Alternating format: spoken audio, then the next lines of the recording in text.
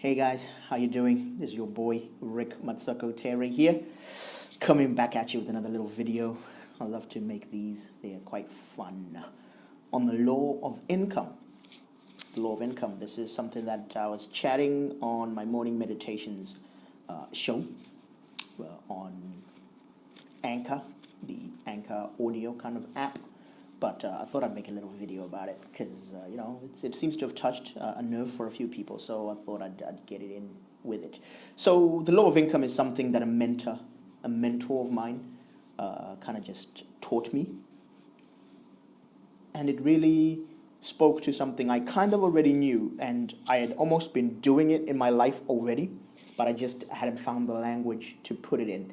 And what the law of income states is that you will be paid according to the value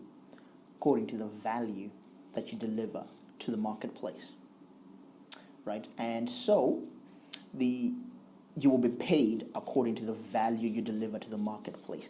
Ergo, what happens is if you're not happy with what you have, because there's a lot of people complaining, saying I don't have money and whatever. But if you're not happy, it's either one of two things. It's either that you are not delivering value to your marketplace, any marketplace, or you're delivering something, but the value that you think it is not what the people that pay you actually regard that value you think you're delivering. So take a look at it like, either you're not delivering any value, so maybe you don't have a job, you don't have a business, you're not solving a problem for anybody, you're not doing anything for anyone that is valuable. Or number two, you're delivering value, but that value is not actually being regarded well by the people who pay you. So this could be that you're in a job, and yes, you get a salary, and you think, oh, I work so hard that I should get paid much more than this. But your employer takes a look at the value you're actually delivering, and to them, you're not as special as you think. The value you're delivering is not as special as you think. This is one of the problems of being an employee and a cog in a system, a little part in a system. You want to be an indispensable. If you're going to be employed, you really want to be indispensable. You need to bring your A game and do things that nobody else, and deliver things for your employer that nobody else can do. Now, I'm going to give you a case in point, something that really, really proved this to me. And whenever I think about the law of income, this is what really comes to my mind. So I live in the UK, and there's a lot of complaining that happens when people are saying, footballers are paid far too much money. Professional footballers, are paid so much more money than, let's say, nurses, for example. But I'm quite, I use logic too much. Sometimes I'm a little bit of a downer. I bring people on a downer when I say this, but I say, well, think about it. What is the value that you place on football? Or like, if I say you, maybe you can say, oh yeah, Rick, I don't like football, I don't watch it. But I mean us as a society. What is the value that we place upon football versus what we place on the NHS, for example? Now, when I ask you that question, you're going to say, from the, inherently, like almost automatically, you say, well, I really, really value the NHS. It's really, really important. It's our health, blah, blah, blah. But I don't look at what you're saying. I look at where your money is going. That's what really shows me what you value, what you're spending your money on.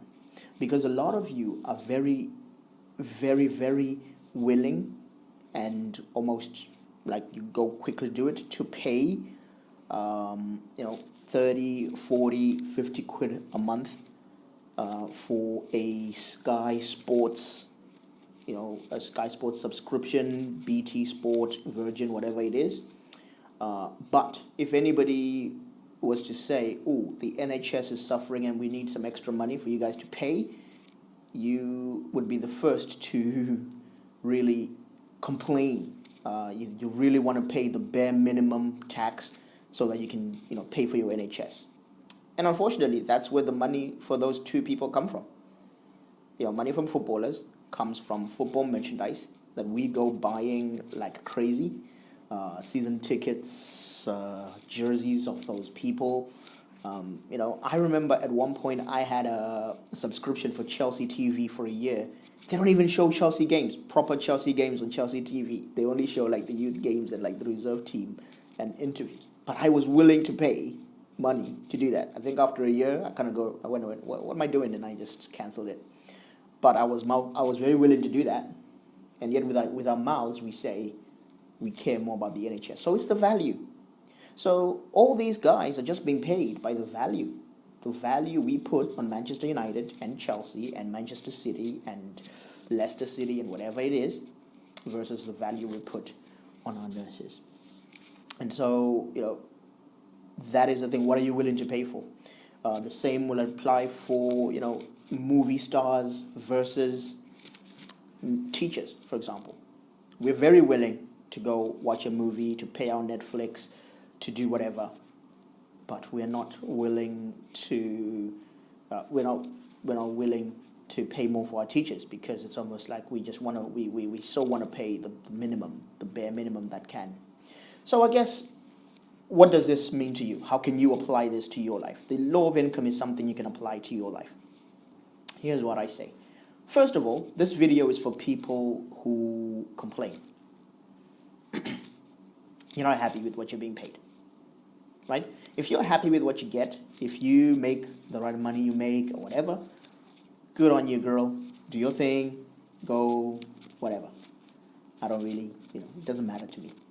But if you're someone who does want extra money, who does want to do that, then find places where the value is appreciated. Number one, deliver some value. Don't just be complaining. Nobody's going to pay you just for sitting there and complaining.